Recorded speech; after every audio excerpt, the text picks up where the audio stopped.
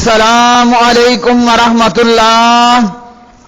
میرے پیارے بھائیوں اور میری معززات ماں بہنوں بیٹیوں، بلوغ المرام کتاب الصیام روزوں سے متعلق احکام و مسائل۔ الصیام کے لغوی معنی ہے الامساک، رک جانا، اور شرعی طور پر الصیام کے معنی ہے طلوع فجر سے لے کر غروب آفتاب تک کھانے پینے اور جماع کرنے سے شرعی طریقے کے مطابق رک جانا۔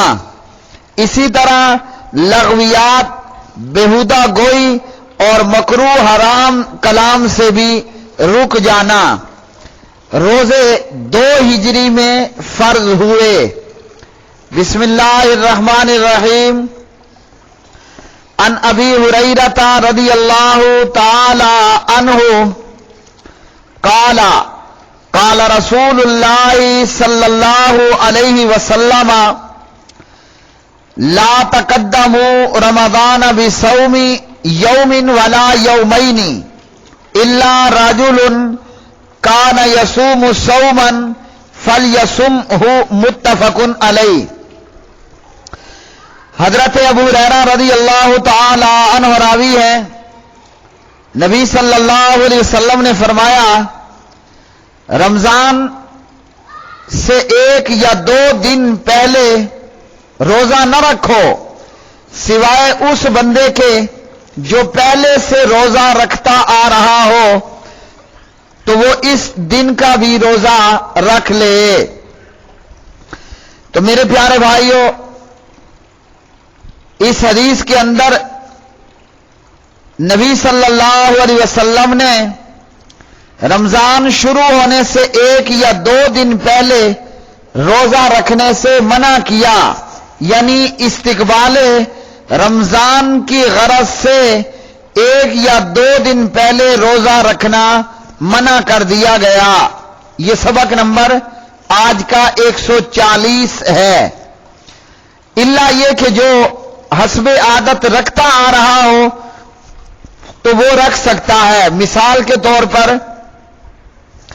کوئی شخص سوموار اور جمعرات کا روزہ رکھتا تھا، اور سوموار کو یا جمعرات کو روزہ رکھنے والا یہ سوموار اور جمعرات جو بھی ان میں سے دن بنے وہ رمضان سے 1 دن پہلے بن رہا ہو یا 2 دن پہلے، تو وہ روزہ رکھ سکتا ہے۔ یا یہ کہ جو سابقہ رمضان کے قضائی روزے رکھ رہا تھا اور 1 یا 2 دن پہلے رمضان کا آ چکا تو وہ بھی روزہ رکھ سکتا ہے۔ اسپیشلی استقبال رمضان سے 1 یا 2 دن پہلے روزہ رکھنا نبی علیہ الصلوۃ والسلام نے منع کر دیا، سوائے اس کے کہ جو حسب عادت روزہ رکھتا آ رہا ہو، جیسے سوموار کا یا جمعرات کا۔ تو استقبال رمضان کے پیش نظر رمضان سے پہلے روزہ رکھنا یہ جائز نہیں ہے۔ اگلی حدیث عن عمار ابن یاسر رضی اللہ تعالی عنہ قال من صام اليوم الذي يشك فيه فقد عصى ابا القاسم، ذکرہ البخاری تعلیقا ووصلہ الخمسۃ وصححہ ابن خزیمہ وابن حبان۔ حضرت عمار بن یاسر رضی اللہ تعالی عنہ راوی ہیں، فرماتے ہیں کہ جس شخص نے شک کے دن کا روزہ رکھا تو اس نے ابو القاسم نبی علیہ الصلوۃ والسلام کی نافرمانی کی۔ شک کے دن میں روزہ رکھنا منع ہے، اور جو رکھے گا وہ نبی علیہ الصلوۃ والسلام کا نافرمان ہوگا۔ اس روایت کو محققین نے شواہد کی بنیاد پر صحیح کہا، اور اسی طرح دیگر دلائل سے بھی شک کے دن کا روزہ رکھنے کی ممانعت جو ہے وہ ثابت ہے۔ شریعت اسلامیہ نے اصول مقرر کر دیا ہے چاند دیکھ کر روزہ رکھو اور اسی طرح چاند دیکھ کر ہی روزوں کا اختتام کرو، یعنی چاند نظر آئے تو رمضان کی ابتدا کر دو اور چاند نظر آئے تو رمضان کا اختتام کر دو اور عید الفطر کر لو، جیسا کہ آگے احادیث آ رہی ہیں۔ اگلی حدیث عن ابن عمر رضی اللہ تعالی عنہما قال سمعت رسول اللہ صلی اللہ علیہ وسلم یقول اذا رأیتموه فصوموا وَإِذَا رَأَيْتُمُوهُ فَأَفْطِرُوا فَإِنْ غُمَّ عَلَيْكُمْ فَاقْدُرُوا لَهُ متفق علیہ وَلِمُسْلِمٍ فَإِنْ أُغْمِيَ عَلَيْكُمْ فَاقْدُرُوا لَهُ 30 وَلِلْبُخَارِيِّ فَأَكْمِلُوا الْعِدَّةَ 30 وَلَهُ فِي حَدِيثِ أَبِي هُرَيْرَةَ فَأَكْمِلُوا عِدَّةَ شَعْبَانَ 30۔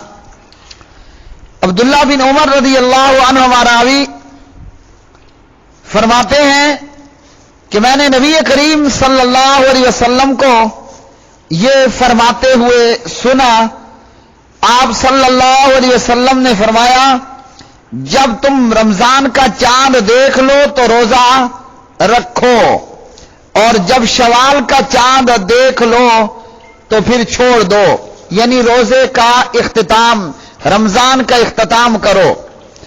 اور فرمایا اگر مطلع ابر آلود ہو، آسمان پر بادل ہے، بدلیاں ہیں، اگر مطلع ابر آلود ہو تو اس کے لیے اندازہ لگا لو، اور مسلم میں ہے اگر مطلع ابر آلود ہو تو پھر اس کے لیے 30 دن کی گنتی کا اندازہ رکھو، اور بخاری میں ہے کہ 30 روز کی گنتی اور تعداد پوری کرو۔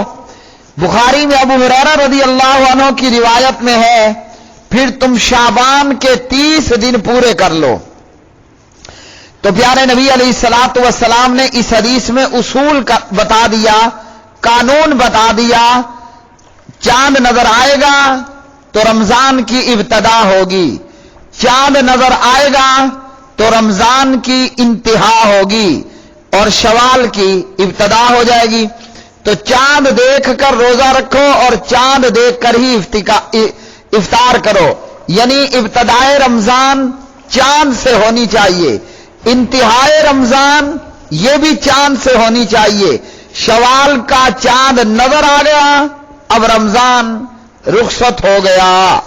اور پھر فرما دیا کہ اگر مطلع ابرآلود ہو، وہ چاہے شعبان کے تعلق سے ہو یا شوال کے تعلق سے، اگر مطلع ابرآلود ہے تو شعبان کے 30 دن پورے کرو، اسی طرح مطلع ابرآلود ہے تو پھر رمضان کے 30 دن پورے کر لو، اور اس کے بعد شعبان کے 30 دن پورے کرنے کے بعد اگلے دن سے یکم رمضان ہوگا اور پھر اسی طرح روزے رکھ لو۔ اگلی حدیث عن عبداللہ بن عمر رضی اللہ تعالی عنہما قال ترى الناس الهلال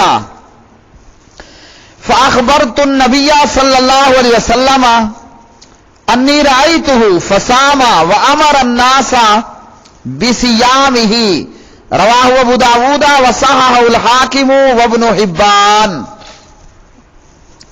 عبداللہ بن عمر رضی اللہ عنہ راوی فرماتے ہیں کہ لوگوں نے چاند دیکھنے کی کوشش کی، یعنی لوگ چاند دیکھنے کے لیے جمع ہوئے، چاند کو دیکھنے کی کوشش کی۔ ابن عمر فرماتے ہیں میں نے نبی کریم صلی اللہ علیہ وسلم کو اطلاع دی کہ میں نے چاند دیکھ لیا ہے، چنانچہ آپ نے خود بھی روزہ رکھا اور لوگوں کو بھی روزہ رکھنے کا حکم فرما دیا۔ تو ان احادیث سے یہ ثابت ہو رہا ہے کہ روزے کا آغاز اور اختتام دونوں چاند کے نظر آنے پر منحصر ہیں۔ چاند نظر آئے روزہ رکھو، چاند دیکھ کر ہی روزہ بند کر دو، یعنی اختتام رمضان کرو۔ اور اگر 29 شعبان کو چاند نظر آئے، چاند نظر نہ آئے تو اس کے 30 دن پورے کر دیے جائیں، اور اگر اسی طرح 29 رمضان کو چاند نظر نہ آئے تو 30 دن پورے کر دیے جائیں۔ اور اسی طرح اس حدیث سے معلوم ہوا کہ ایک بندے کی گواہی رؤیت ہلال کے لیے کافی ہے۔ ایک بندہ مومن، ایک اچھا اور نیک انسان مسلمان گواہی دے کہ میں نے چاند دیکھا تو بس رؤیت ہلال کے لیے یہ ایک ہی جو ہے وہ گواہی کافی ہے اور روزہ رکھا جائے گا۔ اب یہاں کچھ اختلافی معاملات وہ یہ کہ بعض لوگوں نے کہا کہ سعودی عرب کی رؤیت ہلال کے مطابق رمضان اور عید کرنی چاہیے، اور بعض نے کہا کہ نہیں، مقامی طور پر رؤیت ہلال معتبر ہوگی، یعنی جن کا مطلع ایک ہے وہ ایک ساتھ چاند دیکھ کر روزہ رکھیں گے، وہ چاہے جتنے علاقے جتنے ملک ہوں ان کا مطلع ایک ہونا چاہیے، اور جن کا مطلع مختلف ہے تو وہ اپنی رؤیت کا اعتبار ہوگا، دوسروں کی رؤیت کا اعتبار نہیں ہوگا۔ اس تعلق سے مختلف علماء کے مختلف اقوال ہیں۔ فتاوی اسلامیہ جلد نمبر 2 کتاب الصیام پیج نمبر 158 پر مختلف اقوال ذکر کیے فضیلت الشیخ ابن باز اور ابن عثیمین رحمہ اللہ نے۔ انہی میں سے ایک دو میں پڑھ دیتا ہوں۔ اہل علم کی ایک جماعت کا یہ کہنا ہے کہ جب مطالعے ایک ہوں اور اختلاف مطالعے کی صورت میں ہر اہل مطلع کے لیے ان کی اپنی رؤیت کا اعتبار ہوگا۔ اس قول کو امام ترمذی نے اہل علم سے روایت کیا، اور ان کی حدیث وہ دلیل ہے جو امام مسلم اپنی صحیح میں ابن عباس رضی اللہ تعالیٰ عنہ سے روایت کرتے ہیں کہ ابن عباس کے پاس قریب شام سے مدینے میں رمضان میں کے آخر میں آئے اور بتایا کہ شام میں جمعے کی رات چاند نظر آیا، اور معاویہ رضی اللہ عنہ اور دیگر لوگوں نے روزہ رکھا۔ ابن عباس نے فرمایا لیکن ہم نے تو چاند ہفتے کی رات دیکھا، لہذا ہم تو روزے رکھتے رہیں گے حتیٰ کہ شوال کا چاند دیکھ لیں یا رمضان کی 30 دن کی گنتی پوری کر لیں، جیسے احادیث ہم نے پڑھ لی۔ قریب نے کہا میں نے عرض کیا کیا آپ معاویہ کی رؤیت اور ان کے روزے رکھنے پر اعتماد نہیں کرتے؟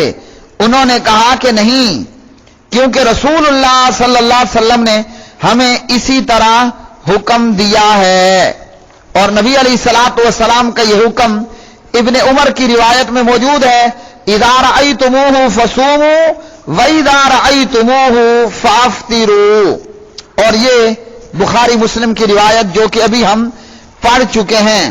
یہ ابن باز رحمہ اللہ نے مختلف اہل علم کے اقوال ذکر کیے، ان میں سے یہ میں نے ایک یہاں ذکر کر دیا، پڑھ دیا ہے۔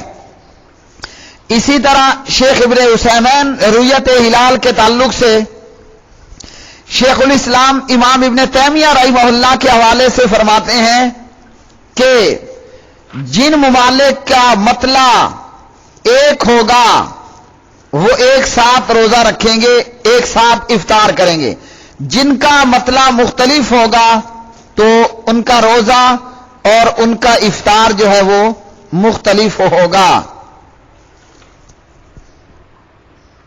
یعنی ضروری ہے کہ ہر ملک اپنی رؤیت کے مطابق، رؤیت ہلال کے مطابق عمل کرے، اور اس رؤیت کے مطابق عمل ان ملکوں کے لیے بھی واجب ہوگا جن کا مطلع ایک ہے، ان کے مطابق ہے، وغیرہ ذالک وغیرہ ذالک۔ اب شک کا روزہ کیا ہے؟